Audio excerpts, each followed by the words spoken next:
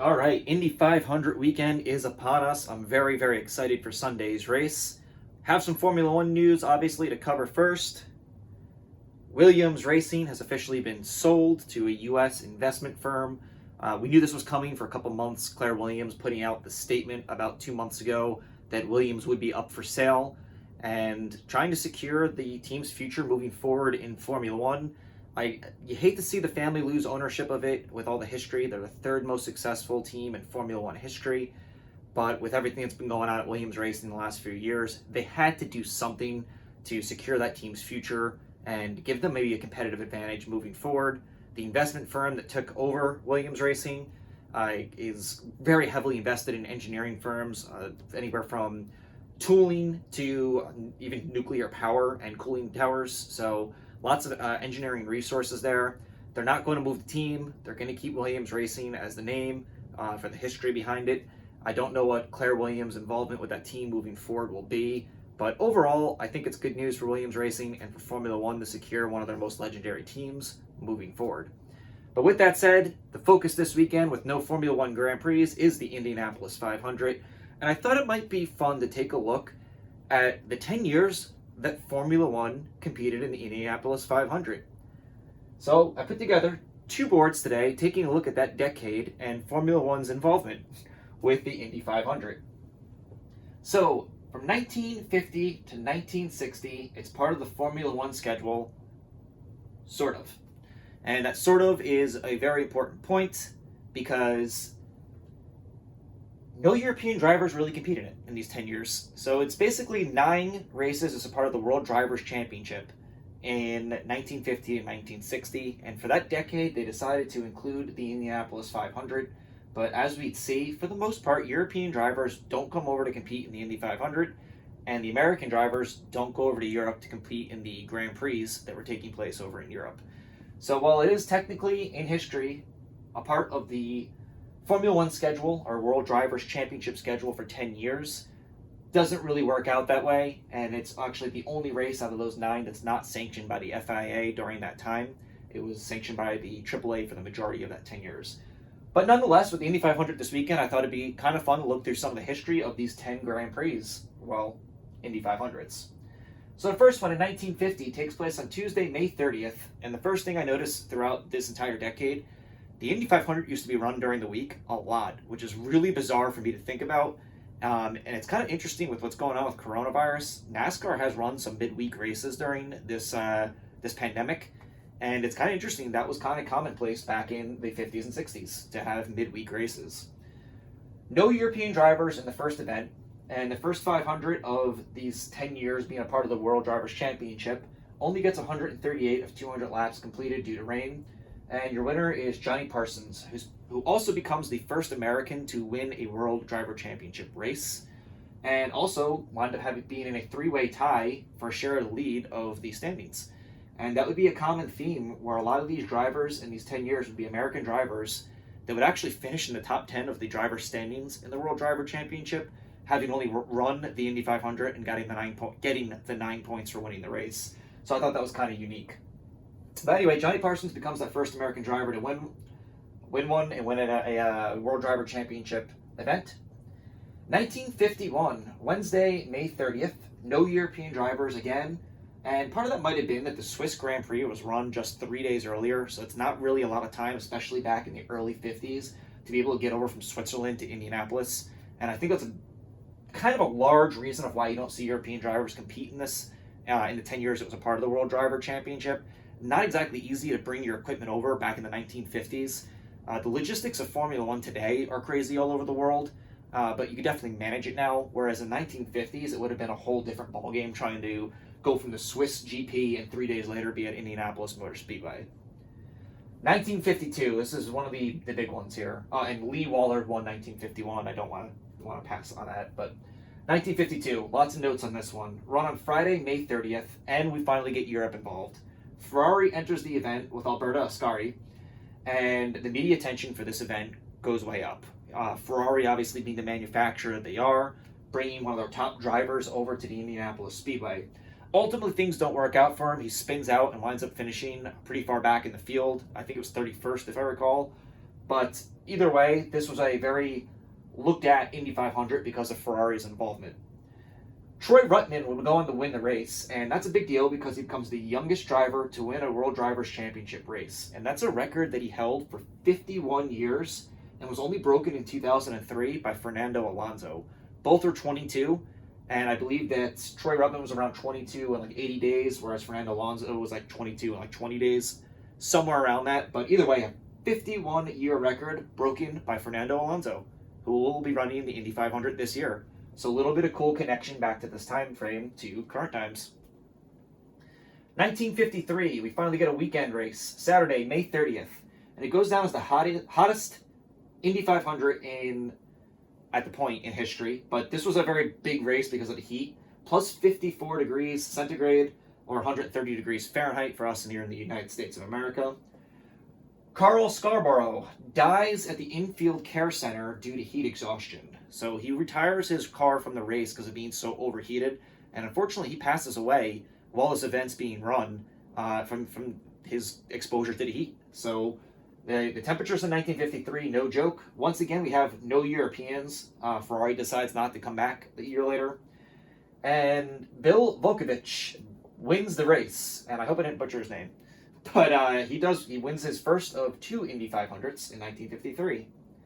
1954, not a whole lot to talk about here. Run on Monday, May 31st, the only non-May 30th date in this 10-year period. No Europeans once again, and your winner, Bill Vukovich again. And big deal, because he would be going for the three-peat a year later when tragedy would strike. 1955, run on Monday, May 30th. Again, we have no Europeans, and unfortunately, this would be a pretty tragic year in motorsport. Bill Vukovich, unfortunately, is killed on lap 56 in a crash. He was pretty dominant in that race. He was not leading at the time, from what I was able to read up on, but he had led several times, and a lot of people favored him to win this race. And a pretty serious crash happened in front of him, and while he was trying to avoid it, he was unable to avoid it. Hit the car, was launched up in the air, and unfortunately rolled over many times before bursting into flames. They could not save him, and he loses his life after winning the last 2 events in 1953 and 54. 1955, they lose one of their biggest drivers. And that would start a pretty deadly year in auto racing. So Alberto Ascari, the Ferrari driver from up here, is also killed while testing for a Grand Prix in Europe. And of course, probably anyone watching this video, if not, go check it out because it's kind of a very sad but tragic moment. The 24-hour of Le Mans that year has almost 100 spectators killed when a crash results in the car going into the stands there. A pretty tragic event that is very well documented in history. So 1955, a pretty rough year in motorsport racing, and the Indianapolis 500 was not spared from that at all. The winner of that race was Bob Sweikert, who also would lose his life later in a racing crash. So this is kind of the Wild West of racing back in 1960, 60s and 50s. Death in motorsport was hand in hand. It pretty much happened all the time, unfortunately. 1956, Wednesday, May 30th. The big note here was that tremendous flooding happened in the weeks leading up to the race, and the racing crew at the Indianapolis Motor Speedway had to pump hundreds of thousands of gallons of water out of the racetrack just to be able to get the race to be run that day. And people were kind of calling it a miracle they were able to actually get that race run. All the reports leading up to it were that the Indy 500 would have to be postponed off of that day, but they managed to get the track dry enough and in racing condition, and they managed to get the race in. Pat Flaherty winds up going on to win that one, and once again we have no Europeans running, which is a theme that's going to run the rest of this way. 1957, run on Thursday, May 30th. Again, no Europeans. Winner, Sam Hanks. Not Tom Hanks, Sam Hanks. And one of the cool things about this one, that was his 13th attempt at trying to win the Indy 500, and he winds up retiring in victory lane after the race. He also is the first driver to ever win over $100,000 as a purse for winning this race. So we have now broke that $100,000 mark, and we don't really get up into the $1 million purses until, 3-4 decades later. So that's a pretty good chunk of change for 1957. And 1958, Friday, May 30th, a first lap crash results in a 15-car pileup. And unfortunately, fan favorite driver Pat O'Connor is killed in that crash. So another tragic year at Indianapolis Motor Speedway. Uh, Pretty much a lot of the fan favorite cars were taken out in that wreck. And the other notable thing about this is that when news of Pat O'Connor's death started spreading around the Indianapolis Speedway, a large number of fans actually left the track very somber and upset and never returned. So this race ended with a large chunk of the fan supporters and spectators having left the grounds. Another notable thing from the 1958 Indy 500, racing legend AJ Foyt makes his rookie debut. So I thought that was kind of cool. And your winner is Jimmy Bryan. So I'm going to change boards real quick. 1959, run on Saturday, May 30th. Again, no Europeans. It's also the first year that roll bars are required on all of the race cars. 16 cars wind up running all 500 miles, which was record-breaking and massive news at the time. It's funny looking back at it now because typically you have like 20 to 25 cars finishing the Indy 500. Sometimes you have even more than that. And it's more rare to not finish the 500 miles, but back then, 16 cars going the distance of 500 miles was awesome. It was huge news for all the manufacturers, and it basically generated a ton of momentum and steam of positivity towards the Indy 500 over the next decade after this.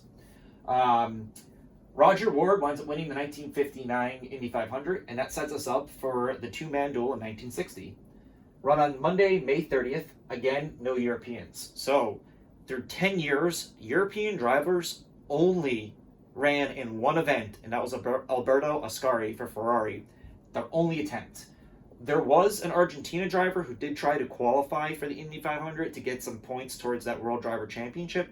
However, he failed to make the event. So, this isn't a completely American event in this decade, with the exception of one Italian driver. So, kind of not surprising that the Indy 500 winds up getting dropped from the World Driver Championship Series. But 1960, greatest two-man duel in Indy 500 history. That's the quote. And it was Jim Rathman, versus Roger Ward, with Jim Rathman holding off Roger Ward, who's basically the last 16 laps of this race. They battled side by side from what I was reading about on this. And ultimately, Roger Ward had his tire degradation wound up costing him this race. The last 3 or 4 laps, the final pass was made with I think on lap 197, and he was never able to recover to try and get his second straight win. And Jim Rathman winds up winning the final Indy 500 that was a part of the quote-unquote Formula One schedule that never involved Formula One drivers. So there you have it, a decade of the Indy 500 being a part of the World Driver Championship schedule and thus the Formula One schedule. And we basically had one driver who competed in Formula One running it that entire decade. So like I said, sort of a part of it, but either way, I thought it was really cool to go back and look at some of this history. I hope you enjoyed this video. If you did, please hit like and subscribe. Have a great time watching the Indy 500 this weekend, and we will catch up in my next video. Thank you for watching.